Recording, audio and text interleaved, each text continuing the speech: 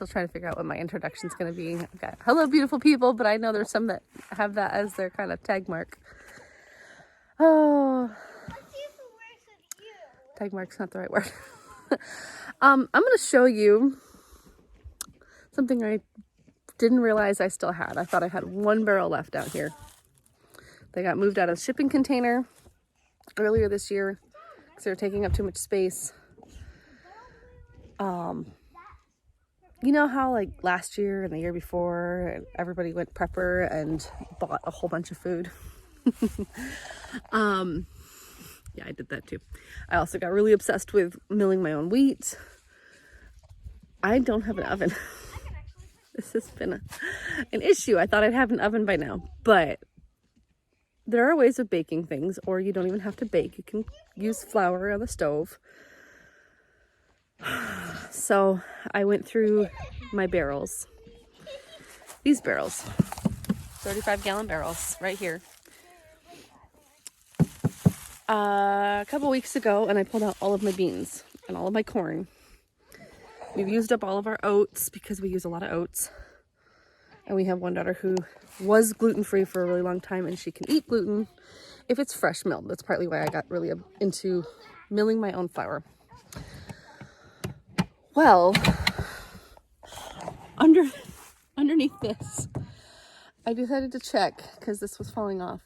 And I asked Nate if there was anything in the barrels underneath the canoe. I have 2 more barrels of wheat berries than I thought I did. And they're not just dumped in the barrels. Let me show you. Okay. So I have 3 barrels filled with grains like this. I think each of these bags are 25-pound bags. There's, I believe, 6 bags in a barrel. I've got 3 barrels full. I am not sure what's in each of these bags, honestly, because I can't see all of the tags. I had them labeled and they got rained on. This one says rolled oats, but I'm pretty sure we ate through all of our rolled oats.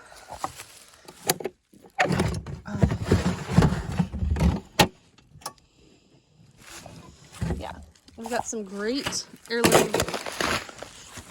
Oh yeah, we have these dryer packs that we've kept in them to keep everything dry. But I do want to switch everything over into Mylar bags and make it more easily accessible so we can just eat through everything. We've got rye berries. Oh, anyhow, that's the second barrel. And the third barrel is right here. I don't really want to make a mess inside the camper right now, but I feel like this needs to get done before the baby comes. So there's more red fife. Some of these I haven't even tasted because I was trying to get through some of the more ordinary ones. Black emmer. There's more black emmer there. Most of these are from Janie's Mill. I might have a couple from Azure Standard in these barrels. So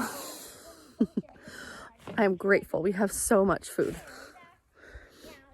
We eat a lot more meat normally, but because of all of the beans and the lentils, these are all things that I knew we could store, and I knew we could gain meat as we needed it. Our prepper mindset was less of having like meals and all this kind of stuff, and more having things that are seeds that if we have to, we can plant. Which wheat berries, I don't know if they're hulled if you can plant them, but beans and those sorts of things can be planted. We're now past the point where we're just in a point of trusting that we're going to be all right, but also trying to be wise and trying to get our land set up. We don't have a lot of great space to grow wheat. Arkansas is just not, it's not a crop. It's not cropland. It is mountains. It's for cattle. And yeah, I'm excited. I'm going to show you everything we've got. I'm super excited about it. I'm grateful. It means I have to be more creative, more committed to the kitchen. I'll show you guys my kitchen eventually. I'm still, you know, we're still in the camper. It's not the easiest, but for years I called myself the recovering minimalist because I was so minimal that, you know, the boring beige minimal. And I realized how much I really enjoy beautiful things. But now that we're not building our big house that we were going to for a few more years, I need to stay somewhat minimal. But that means we're going to eat through what we have. We're not getting rid of this food. It's good food still. And if we need to, or if anybody needs any, we have food to share. And that's always been our mindset too, is we don't hoard food for ourselves. We have enough that we can always share if we need to. So I'm excited to try some of these different grains and take you guys along.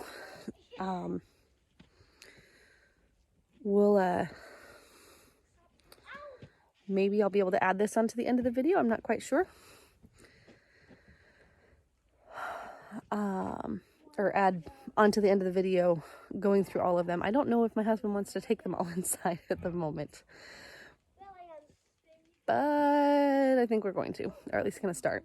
So I'm just looking at it, and instead of being overwhelmed, I've heard a couple people say we're going to deal with the abundance. We have an abundance, and I'm so grateful. And it was at a time when we had zero debt and we could invest in extra of this stuff. And so now that we are doing a no spend,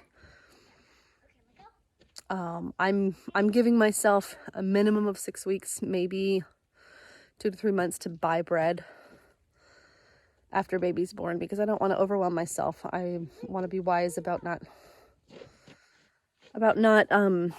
pushing myself to the point where I end up with postpartum depression or anything like that.